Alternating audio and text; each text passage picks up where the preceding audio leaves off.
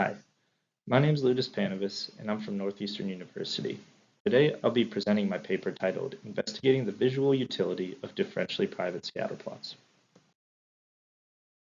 I had the opportunity to work with an amazing team, coming from a wide range of skills, including data visualization and differential privacy.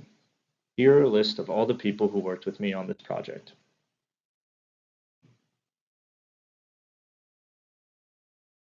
So let's start off by giving a quick definition of differential privacy, since the rest of the talk will be related to this concept. Differential privacy is a data anonymization technique. Essentially, what it does is protect individual identities while releasing aggregate statistics. So what does this mean, and why should you care about differential privacy? To put it simply, differential privacy can allow individuals to share data across different areas, and by doing so, helps to solve problems together. Now, using differential privacy, you can release many different statistics, but for our case, we'll be focusing on one particular type of data release. That will be the release of differentially private scatterplots. Scatterplots are one of the most widely used visualizations and are a difficult visual to release privately since the individual data points can release sensitive information. Let me show you an example of this. Let's say a small university wants to release data of the university students. They want to release the GPA plotted against the financial aid to show the importance of accepting lower income students.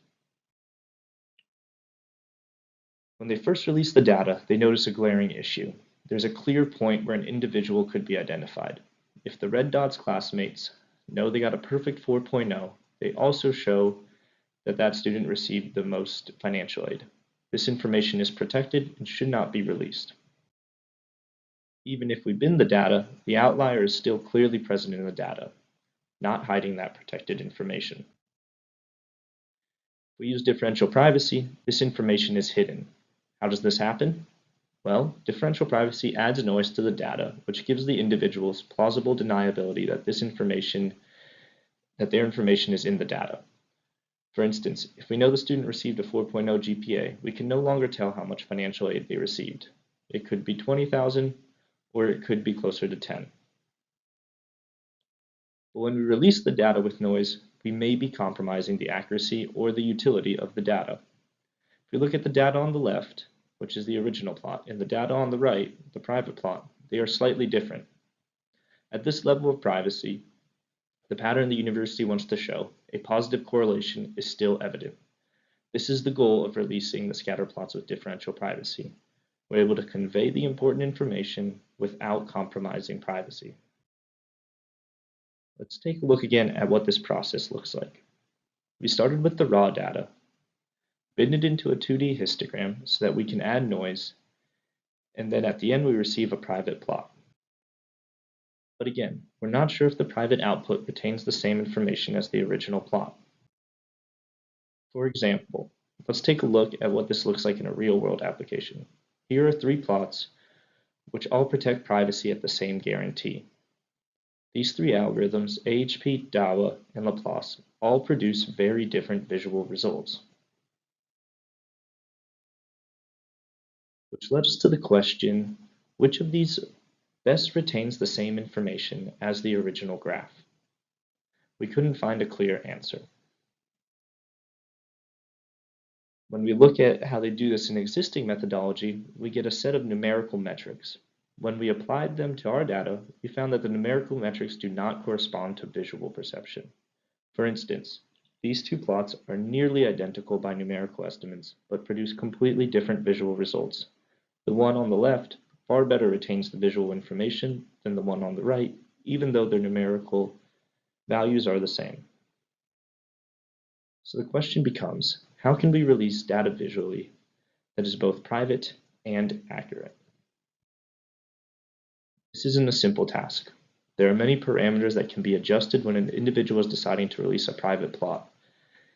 They must take into account the amount of privacy they want to give the individuals in the data, the granularity of the bins when creating the scatter plots, and which privacy algorithm they want to use. Not only that, the quality of the output is also dependent on the distribution of the data and the patterns the user is hoping to preserve. Therefore, we need a study to help provide practical recommendations and guidelines for individuals releasing private scatterplots. In our paper, we contribute a comparison of how the combination of differential privacy algorithm, privacy level, data distribution, and bin size affects the visual utility of the resulting scatter plots. We also provide guidance for data curators on how to adjust parameters to create more perceptually consistent, privacy-preserving scatter plots. Finally, we do an assessment of how well common statistical utility metrics correspond to expert ratings of perceived visual utility.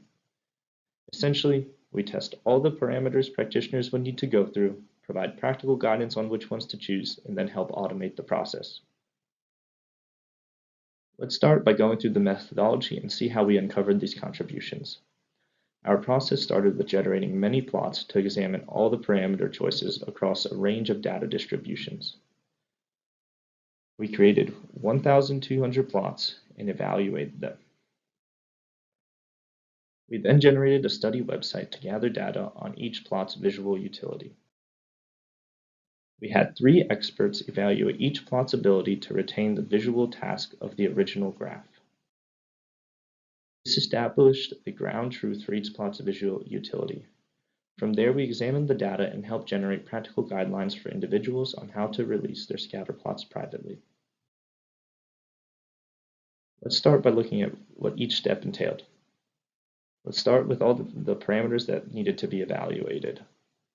Due to the diversity of possible data distributions and parameter choices, we needed to generate many graphs. We wanted to give differential privacy practitioners clear guidelines for what parameters would be best suited for releasing their data visually. Therefore, we generated graphs from a combination of 5 parameters.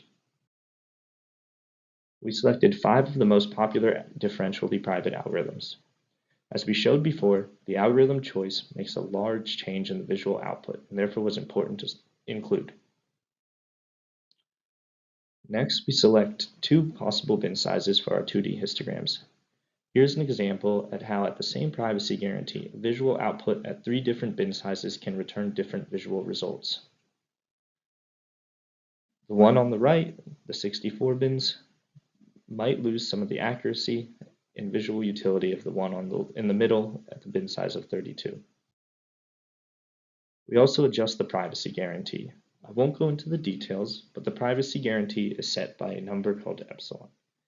It changes the distribution of the noise added to the data. As we can see here, the lower the epsilon, the greater the privacy at a cost of losing accuracy in the data. So for instance, the one on the far right retains almost none of the accuracy, but it would be very difficult to identify any relevant information from the graph. To gather a broad range of plots and data distributions, we use the data from a paper by Pandey et al. In this paper.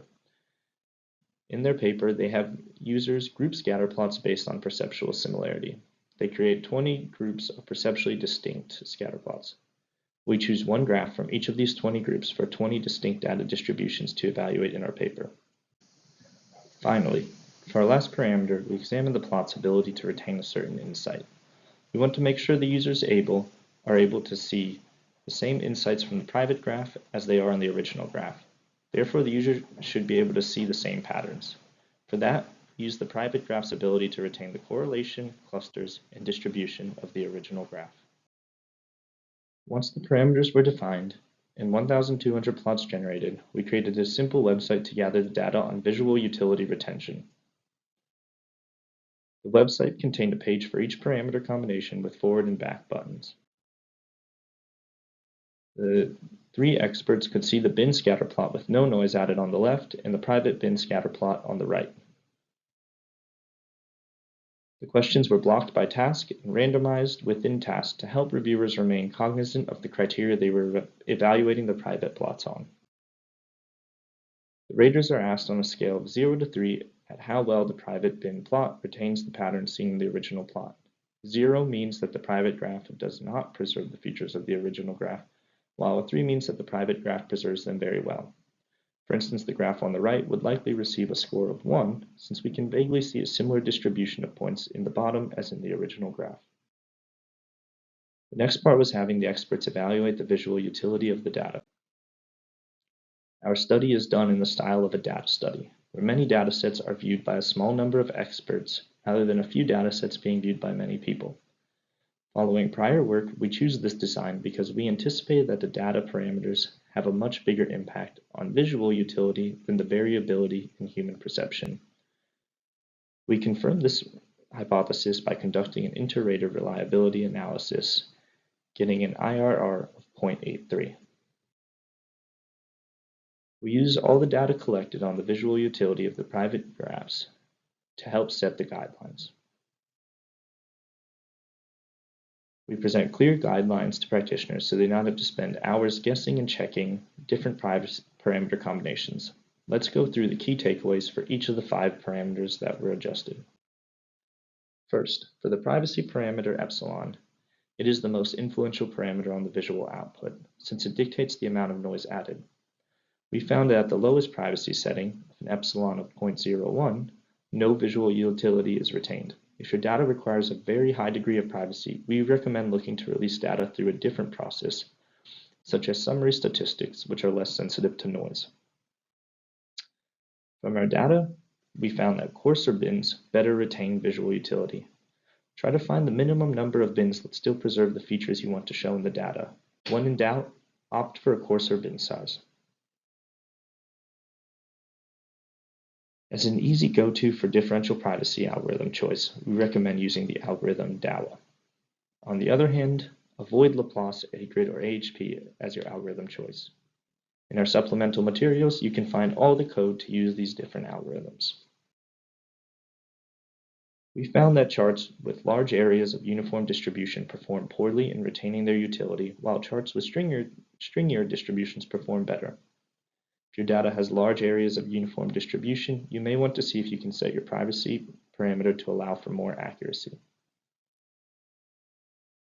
We found that of all the tasks, the clusters are most easily still seen in the data. If this is your goal to convey through the private visualizations, you are more likely to be able to successfully release your data with differential privacy.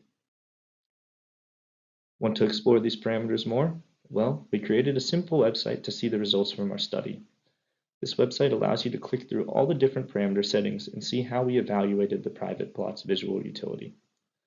Looking through this data can give you a better sense of how differential privacy can affect the utility of private plots. To see a more in-depth discussion of our results, please read the full paper or look through our supplemental materials.